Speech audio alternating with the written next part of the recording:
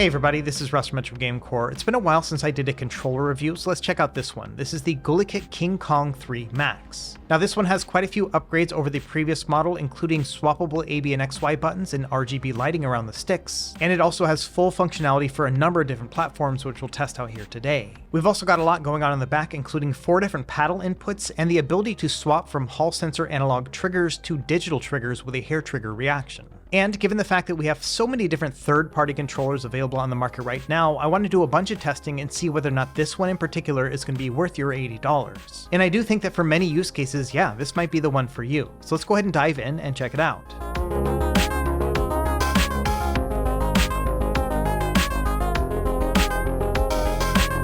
Okay, to start, like I mentioned, it is an $80 retail price. I'm sure this will go down over the following months, but at least right now, that's what it costs. And the review unit I'm testing today comes from a company called AKNES. They are a retailer on Amazon for companies like 8BitDo as well as Gulikit. And there are 3 different color options. The one I'll be testing today is gray, but has a more Super Nintendo kind of styling to it. But you can also get it in a solid black color like the previous Gulikit King Kong 2. And they've also got a white model, which looks pretty great too. And there are a couple features I think that are worth noting. The first is that if you use it wired or wireless with a 2.4 GHz dongle, you'll get a 1000 Hz polling rate. And usually this means that it's going to have a higher response rate, so you're not going to have quite as much input lag. And they've also got 3 different types of rumble modes, as well as 2 different strengths to them, so you can kind of mix and match and see which one's going to work best for you. For me personally, I found that HD rumble at the lowest setting seems to be the best. And it also comes bundled with a bunch of different paddles, so if you've seen any of those high-end controllers, this is going to be similar to that. We've also got magnetic Hall sensors for both the analog sticks and the triggers, and then finally you can also program up to 10 minutes of gameplay into the controller to repeat that if you would like.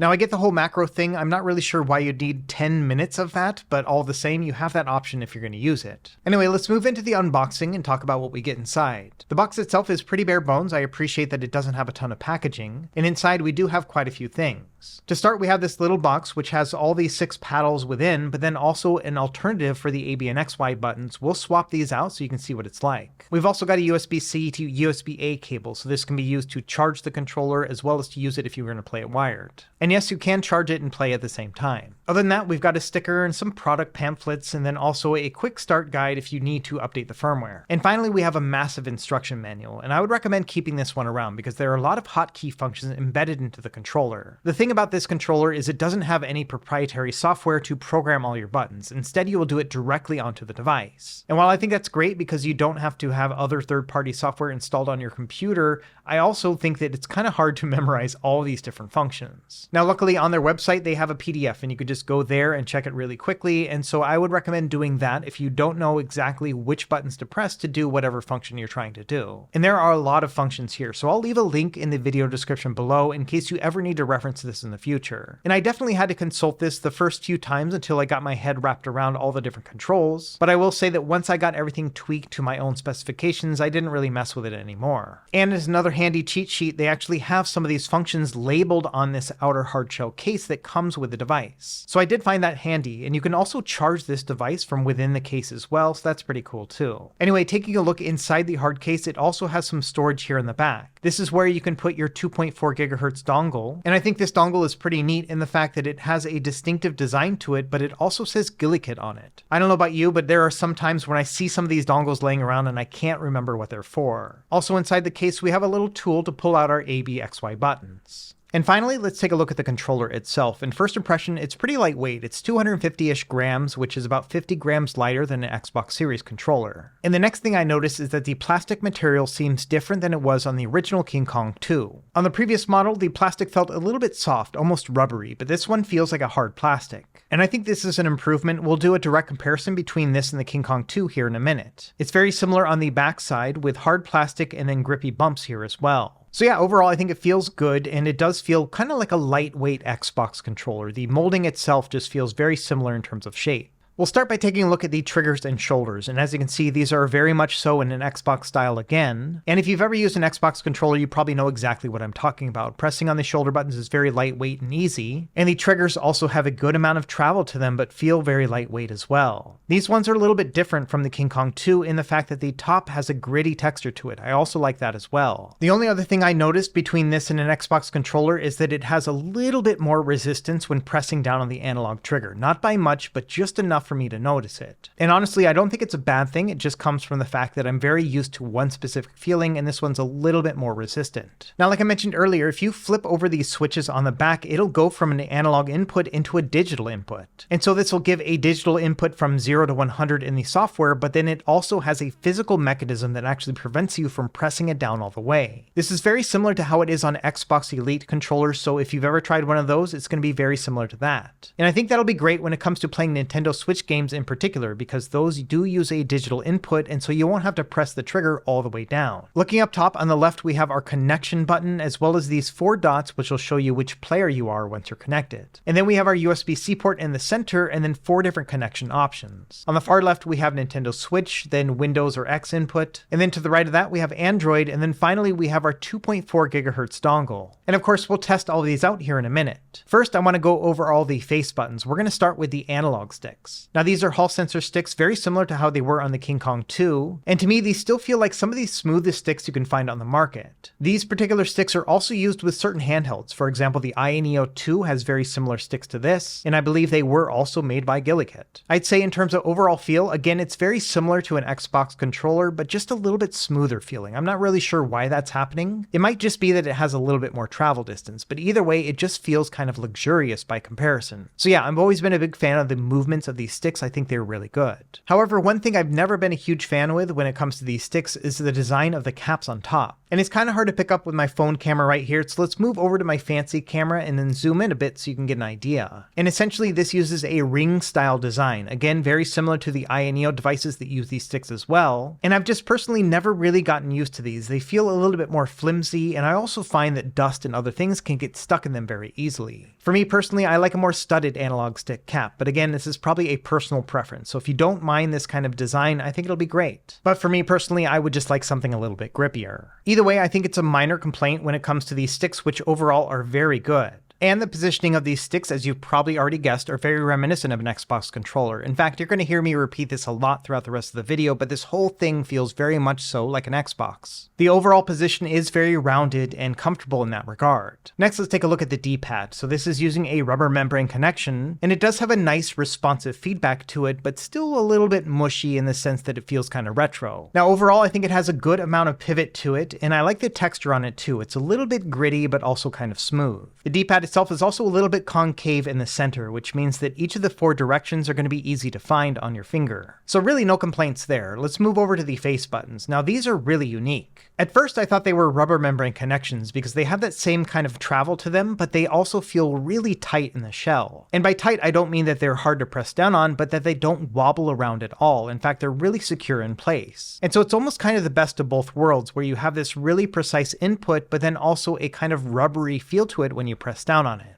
It took me a while to figure out what was going on, but once I checked the website, I kind of figured it out. So they have these tactile buttons. And because each button has its own little housing like this, that means that it has room to travel pretty far, but then also it stays really securely in place. It almost feels like a joystick plunger, but then also very easy to press down on without any sort of click. So yes, I'm a big fan of the way these buttons feel, but then also they have a nice texture to them. They're glossy, but then also are nice and rounded like an Xbox controller, and so they do feel really good in the fingers. And finally, let's take a look at the function buttons we have here in the center. There's quite a few of them. Now up top, you probably already figured out, but the plus and minus buttons are going to be your select and start buttons. And these also have a rubber membrane kind of bouncy texture to them. They feel really nice. Next, we have a home button. This will work in certain scenarios, like for example with Nintendo Switch. To the left of that, we have our gear button. This will be used for hotkey functions to enable different settings. And then to the left of that, we have our screen capture button. Below that, we have our APG button, or autopilot gaming button. This is used to record your macros. And that's really it for the face. Let's take a look at the back and try out some of these paddles. Now we have 6 different options, but we're going to do the 4 standard paddles. These are the ones that are very reminiscent of an Xbox Elite controller. And installing these is pretty easy. You just have to press them in, and then they will kind of glide right into place. And once they're in, it's not like they're going to fall out. You have to basically pull them deliberately to get them off. And the paddles feel very good. In fact, I used to have one of the Xbox Elite controllers, the first series of them,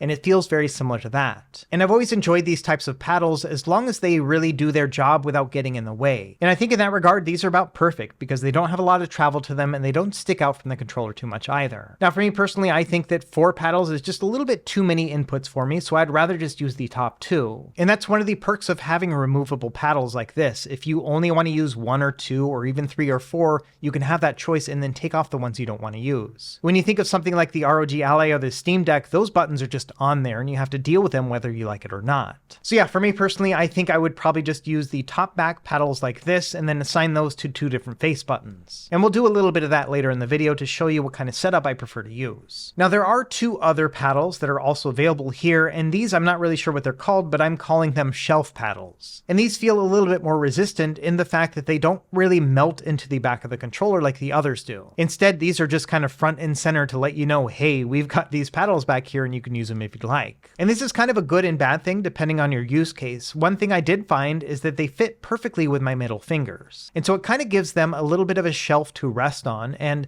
because it's not super easy to press down on these buttons, it's not like I ever accidentally press down on them. So surprisingly, I actually like these ones as well. In fact, I might like them more than the regular paddles, just because it does give me a place to rest my middle fingers. When I first saw them on paper, I thought those are going to get in the way, I'm not going to enjoy them, but it turns out that yeah, I like them a lot. And over the past few weeks that I've been testing this controller, I have left these shelf paddles on there, and that's probably a good testament to how good they actually are. Okay, next up, I want to swap out the A, B, and XY buttons. As you can see, by default, they have the Nintendo style pattern where the A button is on the right. However, given the fact that this is a very Xbox styled controller, I do plan on using it with PC games, so I'd rather have the A button on the bottom. Now, each of these buttons are shaped differently, so it's not going to be like a one-for-one swap within the controller itself. You have to use the additional buttons. And I think it is pretty cool that they now provide them free of charge with the King Kong 3 Max. In the King Kong 2, you had to buy them yourself. Anyway, if you use that built-in tool, it only takes a minute to basically pop them out and then push them back in. And while we're in there, let's take a quick look at that housing function I mentioned before for these face buttons. And as you can see, each of these have their own little switch. I think that's pretty cool. Anyway, here we are just a couple minutes later. I've now swapped out my A, B, and XY so I can use this with a PC game and not get confused about which button is which. Okay, before we get into some comparisons against other controllers, I also did want to note that when you plug this in, it'll turn orange here in the front. And the battery is 950 milliamp hours, and they say it can get up to like 25 or 26 hours, but I found about 12 hours to be my average, and that is with playing with the RGB light on and some rumble. And of note, it only takes maybe an hour or 2 to charge altogether, and when it's done, the light will change from orange to green.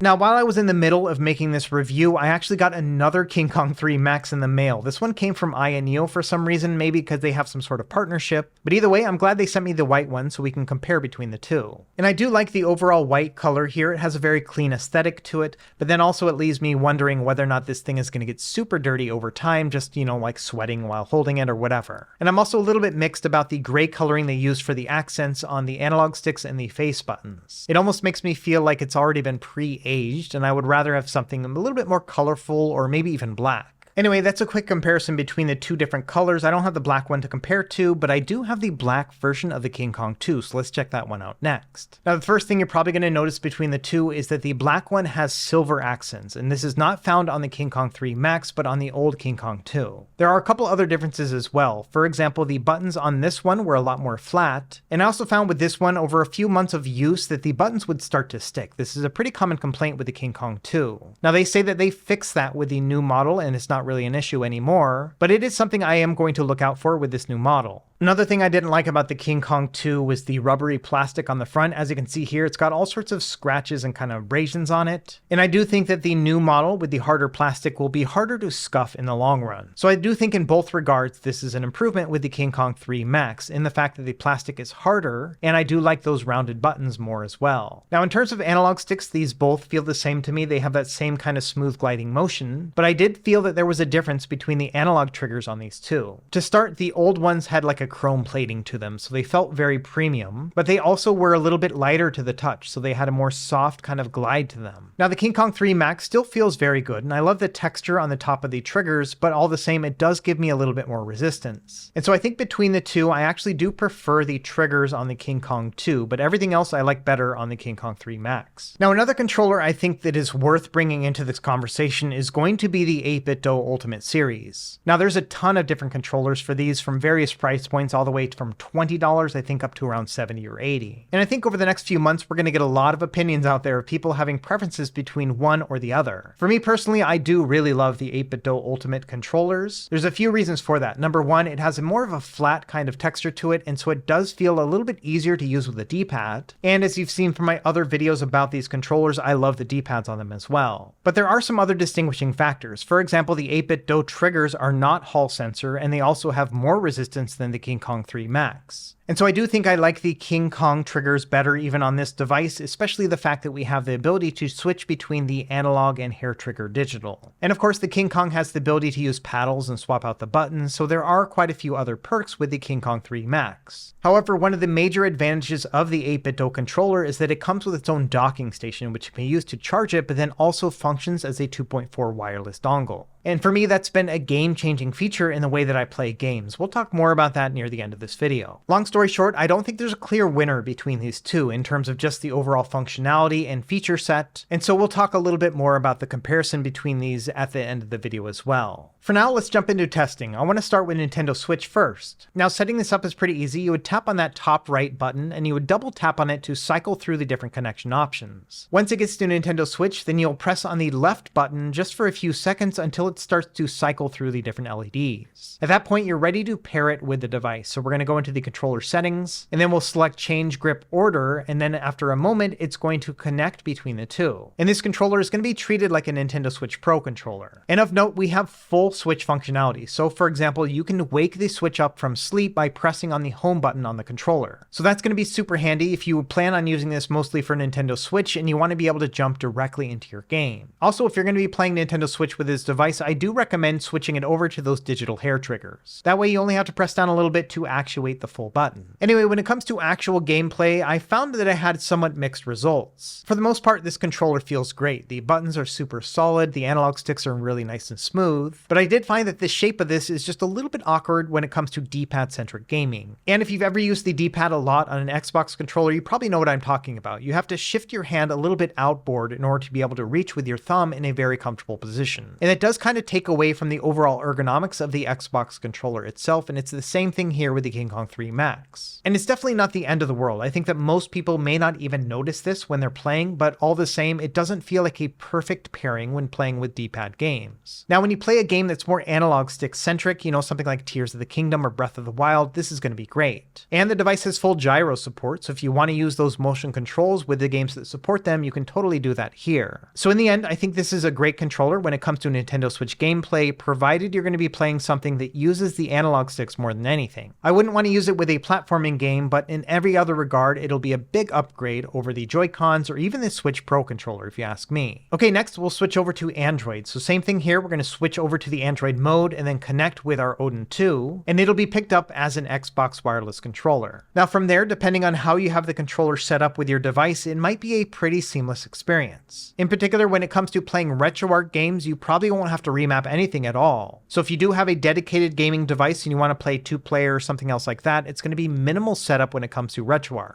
And the experience will be very similar to how I was just mentioning with the Nintendo Switch, in that the D-pad centric gameplay might be a little bit awkward, but still very good. But one thing of note, Android isn't really set up to be able to use multiple controllers or a device that has controllers set up and then an external controller with that. And so with certain emulator apps, for example Dolphin, it's not really going to be a plug and play experience. Instead, you'll have to make different game profiles or map each time that you go in between the external and internal controls. And how painful this is really going to depend on you and how often you're going to be switching between the two. But overall, I'd still say this is a pretty seamless experience when it comes to Android gameplay. So if you have an Android-based device or maybe a TV box, all those are going to work fine. While we have Android up, I'm going to open up the Gamepad Tester app to do a couple tests here and show you some additional functions. First, we'll talk about D-pad inputs, and I think it feels pretty good here with the 8-way controls.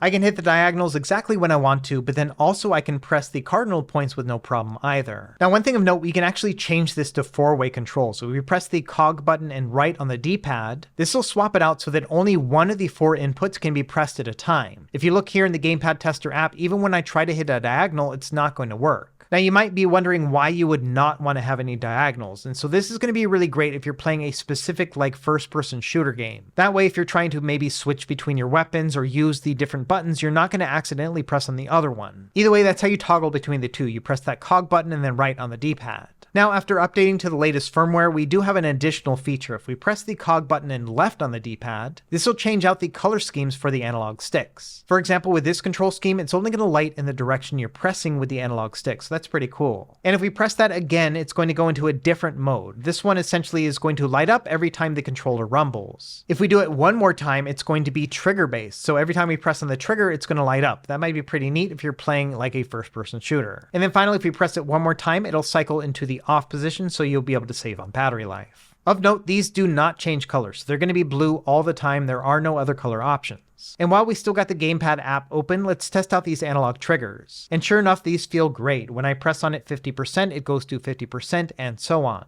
So I do think it is a very accurate input overall. And as expected, if we switch over those toggles on the back, it's going to give us a digital input. So you have to press it maybe about 10 or 20% of the way there, and it'll go immediately to 100%. And this will be great not only for Nintendo Switch games, but any other game that benefits from a hair trigger, for example, a shooting game. Now, another thing I wanted to test with the Android setup was the 2.4 GHz dongle. Now, this is primarily made for Windows, but I just wanted to see whether or not it would work. Now this is kind of weird. When I plugged it in and connected it, I actually did get it to work, but only in certain contexts. For example, I could navigate through the emulation station menu no problem. However, when I tried to actually boot up a game, RetroArch itself did not recognize the controller at all, so I couldn't actually play any sort of game. And the same thing happened with any other emulator app that I tried, it just wouldn't recognize the controller. Now this is not a unique thing. If you try to use the 2.4 GHz dongle with an 8-bit DO controller, you get the exact same experience. Personally, I was trying to take advantage of that 1000 Hz polling rate to see if I could reduce input latency, but unfortunately, you really can't play a game with this wireless dongle. Now, the next thing I wanted to try was put it into switch mode and then connect it to an Android device. There's a couple reasons for that. I wanted to see what the latency was like, but then also I wanted to try out the gyroscopic controls. Now, in terms of connecting, it had no problem whatsoever. I had to remap a couple buttons, but other than that, everything was fine. However, when it came to actual gameplay, I found it to be quite laggy. In fact, this was way worse than just using the Android mode. So I'm not really sure from a latency perspective whether or not this is going to be worth it at all. On top of that, I did try out some gyroscopic controls. For example, here with Mario Kart 7, this one does support gyro. But unfortunately, the gyro function of this controller doesn't seem to translate over into the Android kernel. And just as a quick verification, it has no problem using the actual gyroscopic controls from the Odin 2 itself. So in general, I would just recommend using the Android mode if you're going to be using it with an Android device. And finally, let's switch over to PC gaming. We'll start with the Steam Deck. So here I've plugged in the 2.4 GHz dongle in the back, and that's all I had to do. Everything was mapped correctly, no problem here whatsoever. Now, one thing of note, if you do have the incorrect ABXY pattern when you're trying to play a Steam game, what you can do is just press the cog button and start, and it'll swap them out. That's another one of those hotkeys that are embedded directly into the controller. Either way, from a latency perspective, this felt ultra fast and snappy. And walking around the main studio here, I was able to get a fair distance, maybe about 20 feet altogether, and it still was working very well. So I think it will work pretty well in most living room setups, unless your couch is pretty far away from the TV, and so that is one thing to consider. Next, we're going to try it out on a handheld Windows PC, and for this, we're going to use a special dock.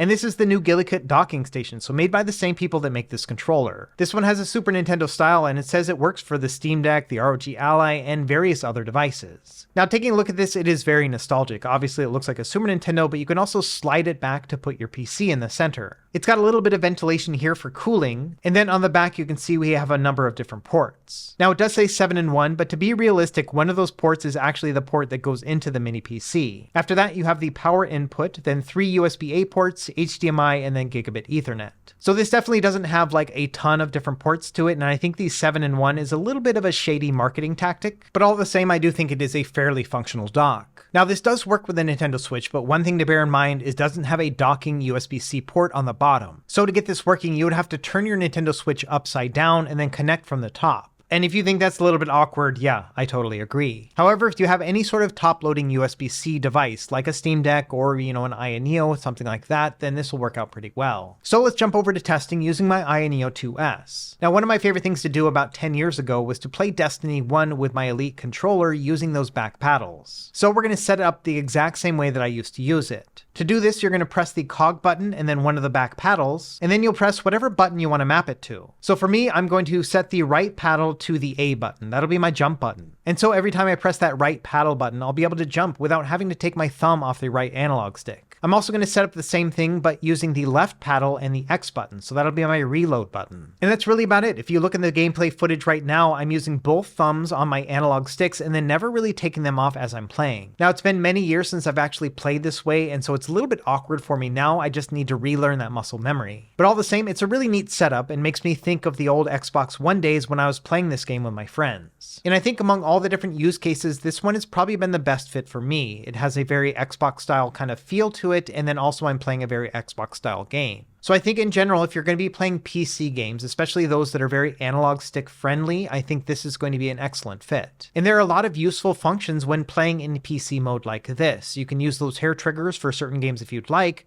but then you can also use those back paddles to make things a little bit easier. And you can top it all off with that 2.4 gigahertz dongle, which will give you a very fast connection speed and makes it really easy to pair. Okay, with all that testing out of the way, I think it's time to wrap up and talk about what I like and what I don't like about the Gulikit King Kong 3 Max. As always, we're going to start with what I like, and number one is the fact that this thing just feels good. I've always been a fan of Xbox controls, and so as a result, this feels right at home. On top of that, we have really nice buttons and triggers and analog sticks. Everything really comes together nicely. I also like that this is so customizable. We have multiple rumble functions. You can use those back paddles and hair triggers, and you can even adjust the sensitivity or the dead zones on the analog sticks. And so if you really enjoy dialing in a controller to your specific needs, this might be a great fit. As I was testing it, I kept thinking to myself, this felt like a very light Xbox Elite. Not only is it light in terms of weight, but it has most of the other functions that I really enjoyed with my old Xbox Elite, but at a fraction of the price. I think I paid something like $200 for that controller back then, and this one is $80. I also appreciate that we have those swappable ABXY buttons, and they've included them in the controller by default. This means that if you plan on using it with PC gaming or Nintendo Switch, you will have the exact button layout that you would want. And to top it off, I appreciate that we have full Nintendo Switch support, including using the home button to wake up the device. Now, of course, it's not going to be perfect, so let's talk about some of the things that might make this not the best fit for you. The first is the fact that it has very Xbox-style ergonomics. Now, this is very subjective, and you may love the Xbox ergonomics, but you may not, and if you don't, then I don't think this one is going to change your mind. In particular, if you're looking for great ergonomics with D-pad-centric gaming, I think there are better controllers out there. Also, like I mentioned before, I'm not a huge fan of these analog stick caps. I think they're just a little bit less gritty than I would like. Again, this is also subjective because I know some people who really swear by them. I also feel like the RGB coloring is a little bit of a misstep in the sense that it's only blue and no other color. Now, I think it looks pretty good with them on, but I would love to have the choice if I wanted. And then finally, my last negative point, which again is probably just another nitpick, is the fact that the case and the paddles don't actually match altogether. I think it's awesome that it comes with a carrying case, and I also think it's awesome that we have paddles. But the weird thing is here that if you try to use any of the paddles, the controller will not actually fit in the carrying case. Not only that, there is no place to put these paddles to carry them along with you. So instead, you're going to have to carry around two different things at once, your paddles as well as the controller. And it's also weird that they have space in the back of the case to put things, but they didn't put the things I would have wanted in the back. I like that they have the dongle, I think that's perfect, but I would have loved to have space for paddles instead of the thing that allows you to swap out your A, B, and XY buttons. So in general, I feel like the overall design here was almost user-friendly, but just not quite there. However, all things considered, I think there are way more positives than negatives for the Gulikit King Kong 3 Max, and so I do think it is a very good controller. But the main question I had in my mind the entire time I was testing this controller was whether or not it was good enough to replace the Ultimate controllers I've been using for the past year or so. And I've picked up a lot of these over that time period. In fact, I think I have most of them at this point. And that's one of the things I love about the 8BitDo Ultimate controller series, is that they have different price points and different functionalities, so you can find the one that's the perfect match for you. And personally, I think the King Kong Max 3 is going a different route in the fact that it's trying to be a jack of all trades. It can do all the things the Ultimate can do, but all in one controller. There may be some features you want and some that you don't want, but you have the choice altogether in that one controller from Gulikit. And I guess when it comes to an upgrade path and the fact that you don't have to buy multiple controllers for different functions, sure, that works out pretty well. But again, the question I kept asking myself was which one did I prefer over the other? And I gotta be honest, at the end of the day, I still like my 8BitDo 8-bit-do Ultimate ones a little bit more. And it doesn't really have to do with the controls, although I do prefer the D-pad-centric feel of the Ultimate controller. It really has to do with that dock I was talking about. It really does make a big difference to me in the fact that I can just kind of rest this directly on the dock and it's going to charge while I'm not using it, but then I can pick it up and have a fully charged battery that'll connect instantly. And this setup is just so user-friendly for me that I'm going to have a hard time using any other controller but these. And I think that 8-bit-do did a great job of being very thoughtful with the customer in mind.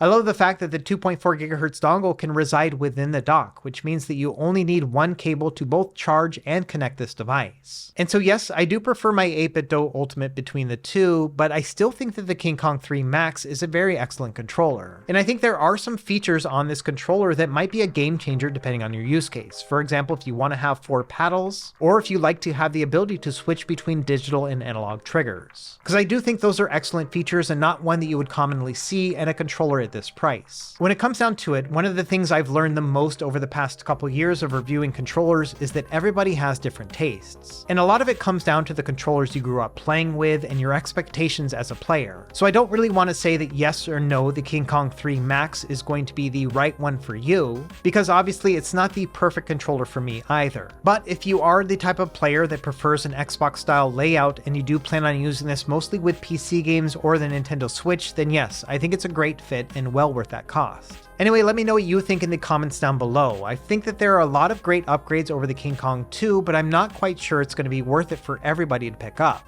So let me know your favorite controller in the comments below. As always, thank you for watching, and be sure to like and subscribe if you found this helpful, and we will see you next time. Happy gaming.